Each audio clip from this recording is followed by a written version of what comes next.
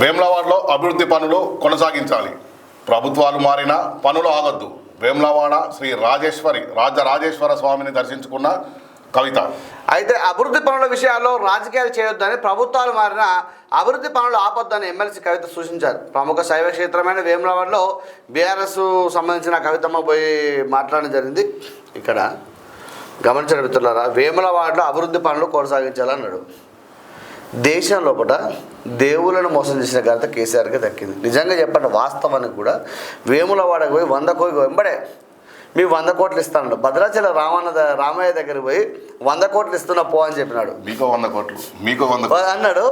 వేములవాడ అభివృద్ధి విషయంలో రాజకీయాలు 100 కోట్లు ఎక్కడిచ్చినాడు? వేములవాడ సొమ్మునే కథం చేసినట్టుగా వార్త కథనాలు వచ్చినాయి. వాస్తవానికి కూడా ఏ రోజు 100 కోట్లు ఇచ్చి డెవలప్మెంట్ చేసినారు? ఇలా మీరు ఏమంటున్నారు? రాజరాజేశ్వర స్వామిని మొక్కుకొని ఇలా